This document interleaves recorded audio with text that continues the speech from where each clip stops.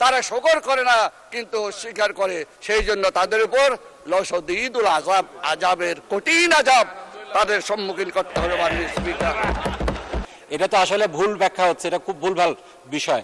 এ ব্যাপারে রাসূল ইসলামের কঠোর সতর্কবাণী এসেছে। আলমগীর মোহাম্মদ মাহফুজুল্লাহ ফরিদ একজন মৌলানা, মাদ্রাসা পাস।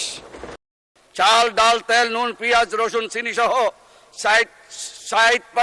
60টি নিত্যপণ্য মৌলিক কৃষি পণ্য আমদানি ও সাপ্লাই চেনের বিভিন্ন স্তরে উৎসকর যথাক্রমে 5%, 2% ও 1% থেকে কমিয়ে 0.5% আনা হয়েছে, যার ফলে বাজেট ঘোষণার পর দ্রব্যমূল্য বৃদ্ধি পায়নি, জনগণ হতাশ হয়নি, বরং স্বস্তিবোধ করেছে। মাননীয় স্পিকার, কালি আমাদের ডান পাশের বন্ধুরা কেন সেদিন মিছিল করেছিল জানতে পারি নাই। মাননীয় স্পিকার, আমাদের কাছে এসে আমাদের প্রধানমন্ত্রীর কাছে, আমাদের মাননীয় মন্ত্রীদের কাছে বাজেট চাইবে, বরাদ্দ চাইবে, কিন্তু রাস্তায় যে মিছিল করবে। সেই কারণে আমি একটি আল কোরআনের আয়াত বলতে চাই, ফাইন শাকারতুম লাযীদান্নাকুম ওয়া লাইন কাফারতুম ইন্না আযাবি লাশাদীদ। শুকর করতে হবে জীবনের, শুকর করতে হবে বরাদ্দের, শুকর করতে হবে মাননীয় প্রধানমন্ত্রী তারেক রহমানের, শুকর করতে হবে আমাদের মাননীয় মন্ত্রীদের। তারা শুকর করে না কিন্তু স্বীকার করে, সেই জন্য তাদের উপর লশদীদুল আযাব, আযাবের কঠিন আযাব তাদের সম্মুখীন করতে হবে। মাননীয় স্পিকার, আল কোরআনে আরেকটা আয়াত আছে মাননীয় স্পিকার, ওয়া মাকারু ওয়া মাকারাল্লাহ ওয়াল্লাহু খায়রুল মাকিরিন। তোমরা বলেছ, তোমরা বুঝেছ, তোমরাই কৌশলী, আপনারাই কৌশলী, কিন্তু আল্লাহ বলছেন আমি শ্রেষ্ঠ কৌশলী, আর যারা আমার সাথে কৌশল খাটায়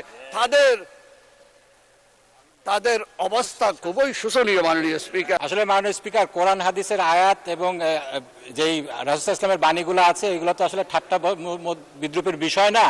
এটা নিয়ে যদি ঠাট্টা বিদ্রুপ করা হয় তাহলে আসলে খুবই দুঃখজনক। এখানে কোরআনের আয়াত কোট করা হয়েছে, লা ইন শাকারতুম লাযীদান্নাকুম ওয়া লা ইন কাফারতুম ইন্না আযাবি লাশাদীদ। ওনাদের প্রশংসা করলে ওনারা আরো বাড়ায় দিবেন, আর ওনাদের ইয়ে না করলে ওনারকে আমাদেরকে পিটাবেন নাকি, এ ধরনের বোঝাতে যাচ্ছেন। এটা তো আসলে ভুল ব্যাখ্যা হচ্ছে, এটা খুব ভুলভাল বিষয়। এ ব্যাপারে রাসূল ইসলামের কঠোর সতর্কবাণী এসেছে যে এইগুলা বিষয়ে ঠাট্টা বিদ্রুপ করার বিষয় না। আমি মাননীয় প্রধানমন্ত্রী যখন ছিলেন আমাদের দেশনেত্রী বেগম খালেদা জিয়া, সেই সময়ের একটা জাস্ট খালি ঘটনা উল্লেখ করছি। সে সময় শাহবাগের সময় কোরআন হাদিস নিয়ে অনেক বিদ্রুপ হচ্ছে, ঠাট্টা তামাশা হচ্ছে। সে সময় একটা চিঠি লেখা হয়েছিল, সেই চিঠিটা নিয়ে যখন আমরা গেলাম তিনি বললেন কোরআনের একটা আয়াত, সূরা তওবার একটা আয়াত তোমরা যোগ করতে পারো না? কুল আবিল্লাহি ওয়া বিআয়াতিহি ওয়া বিরাসূলিহি ইস্তাহজিউন। এখানে তোমরা কি আল্লাহর আয়াত, আল্লাহকে নিয়ে, আল্লাহ রাসূলকে নিয়ে, আল্লাহর আয়াত কিনে তোমরা ঠাট্টা মশকরা করছো? তো এটার জন্য যদি তোমরা করো তাহলে তোমাদের অবস্থান হবে জাহান্নামে। এই জিনিসটা আমাদেরকে খুব সতর্কভাবে নিতে হবে। কোরআন হাদিসের ভুল ব্যাখ্যা, কোরআন হাদিসের এরকম অবমাননাকর কিছু বিষয়, এগুলো আমাদেরকে কোনোভাবে করা যাবে না। এটার ব্যাপারে আপনার দৃষ্টি আকর্ষণ করছি মাননীয় স্পিকার। ধন্যবাদ মাননীয় সদস্য। আমার আলমগীর মাহফুজুল্লাহ ফরিদ একজন পুরনো সংসদ সদস্য। আমার মনে হয় না যে কোরআন হাদিস নিয়ে তিনি কোনো ব্যঙ্গাত্মক কমেন্ট করতে পারেন। তারপরেও আমরা পরীক্ষা করে দেখব, যদি কোনো ভুল ধরনের ব্যাখ্যা দেওয়া হয় কোরআন হাদিসের, সেটা এক্সপান্সড হবে। এবং কোরআন হাদিসের ভুল ব্যাখ্যা, বাংলাদেশ একটি মুসলিম প্রধান দেশ, এই দেশে কখনোই গ্রহণযোগ্য হবে না। পরবর্তী বক্তা জনাব সালাউদ্দিন আহমেদ, আপনাকে 1 নম্বর বলেছে, এটা আপত্তি আছে আপনার? বলেন, স্বরাষ্ট্রমন্ত্রীকে মাইক দেন। মানে স্পিকার, আমি বিতর্কে যাব না, কিন্তু একটা ভুল মেসেজ যাবে বিরোধী দলের পক্ষ থেকে যখন একটা অভিযোগ আকারে বা যে কোনো আকারে বলা হোক যে আমাদের একজন মাননীয় সংসদ সদস্য কোরআন আর আয়াতের ভুল ব্যাখ্যা দিয়েছে। আমি প্রথমে বলি, আলমগীর মোহাম্মদ মাহফুজুল্লাহ ফরিদ একজন মৌলানা, মাদ্রাসা পাস, দাখিল আমার পাশে ছিল। তিনি অন্তত এই উদ্দেশ্যটা বলেন, লাইন শাকারতুম লাযীদান্নাকুম ওয়া লাইন কাফারতুম ইন্না আযাবি লাশাদীদ। যেটা উনি বলেছেন সেটা প্রাসঙ্গক্রমে বলেছে। আমরা যদি আল্লাহর নিয়ামতের শুকরিয়া আদায় করি, আল্লাহ আমাদেরকে আরো বাড়িয়ে দেয়। যদি শুকরিয়া আদায় না করি, লাইন কাফারতুম ইন্না আযাবি লাশাদীদ, আল্লাহ আযাব বাড়িয়ে দিতে পারেন। এখন এটা পলিটিক্যালি কেন বক্তব্য হবে, এটা দিয়ে কেন পয়েন্ট অফ অর্ডারে বাড়ানো হবে? এটা ঠিক হয় না মাননীয় স্পিকার। তিনি বলেছেন, সৎ উদ্দেশ্যেই বলেছেন, এবং আমরা যেন আল্লাহর শুকর গুজার করি। এইটাকে পলিটিক্যালি আমার মনে হয় মিস ইন্টারপ্রিট করা ঠিক হবে না। মানে স্পিকার, আমরা এই 92% মুসলিম দেশে, জনসংখ্যার দেশে, আমাদের এই মহান জাতীয় সংসদে কোন সংসদ সদস্যের বক্তব্য যদি ভুলক্রমেও ইসলামের প্রতি অবমাননা যদি মূলক হয়, এটা আমরা নিন্দা করব, কিন্তু এইভাবে পলিটিক্যালি ইউজ করা ঠিক হবে না মাননীয় স্পিকার। ধন্যবাদ। ধন্যবাদ মাননীয় সদস্যবৃন্দ। আমি তো বললাম যে আলমগীর মোহাম্মদ মাহফুজুল্লাহ ফরিদ তিনি কোনো ব্যঙ্গাত্মক কথা এখানে বলবেন না, তিনি একজন প্রবীণ সংসদ সদস্য। তারপরেও তিনি যে মাদ্রাসার ছাত্র সেটাও বলা হলো। আপনারা নিশ্চয়ই হয়তো ওনাদের চেয়ে বেশি জানেন, অনেক আলেম ওলামা আপনাদের মধ্যে থাকতে পারে, এটা নিয়ে বিতর্ক হোক এটা চাই না। আমরা সবাই মুসলমান, এখানে অধিকাংশই মুসলমান, এই দেশটারও 92% মানুষ মুসলমান। সুতরাং এগুলো নিয়ে সংসদে কোনো রকম বিরূপ আলোচনা হোক, এসব স্পর্শকাতর বিষয়, এটা তো চাই না। ঠিক আছে,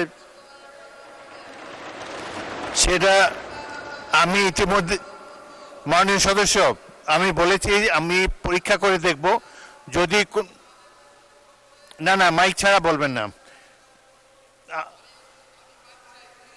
না না 1 সেকেন্ডও না, এটা স্পর্শকাতর বিষয়। আপনাদের সিনিয়র নেতারা সামনে দাঁড়িয়েছে, সংসদে প্রথম বেঞ্চের যখন সিনিয়র নেতারা দাঁড়ায় পিছন দিকে আপনারা বসে যাবেন। এবং আচ্ছা মুজিবুর রহমান সাহেব বলেন, কিন্তু কোনো বিতর্ক হয় এমন কোনো কিছু তুলবেন না। এখানে সবাই তো অধিকাংশই মুসলমান, অধিকাংশই ধর্মের প্রতি ধন্যবাদ, শ্রদ্ধা পোষণ করেন। ধন্যবাদ মাননীয় স্পিকার। আমাদের মাননীয় স্বরাষ্ট্রমন্ত্রী যেহেতু দাঁড়িয়েছেন এবং তিনি কথা বলেছেন, তার কথাকে যাতে লাইন মতো হয় সেজন্য তিনি নেওয়ার চেষ্টা করেছেন। এই আয়াতটা যে নাজিল হয়েছে, কেন নাজিল হয়েছে? এই আয়াতটা নাজিল হওয়ার প্রেক্ষাপট হচ্ছে আল্লাহ তাআলা তার অগণিত নিয়ামত এই পৃথিবীতে রেখেছেন। তিনি বলেছেন আইন তাউদ্দু নিয়ামাতাল্লাহ লা তুহসুহা, তোমরা যদি আল্লাহর নিয়ামতকে গুনতে চাও তাহলে গুণা শেষ করতে পারবে না। যারা আল্লাহর এই দুনিয়ায় আল্লাহর নিয়ামত ভোগ করছে, আমি কথা বলছি, এটা আল্লাহ আমাকে একটা নিয়ামত দিয়েছেন, অতএব আমার মুখ দিয়ে আল্লাহর বিরুদ্ধে কোনো কথা আমি বলতে পারি না। আমাকে যে শক্তি আল্লাহ দিয়েছেন, এই শক্তি দিয়ে আল্লাহর বিধিবিধানের পক্ষে আমাকে কথা বলতে। ধন্যবাদ। মানুষ শেষ করি, 1 মিনিট শেষ হবে। আমাদের মাননীয় স্বরাষ্ট্রমন্ত্রী উনি এটা নিয়ে গেছেন মানে দলীয় একটা, এই যে বাজেট বক্তৃতা, বাজেটটা খুব ভালো হয়েছে, অতএব বিরোধী দলকে বাজেটের প্রশংসা করতে হবে।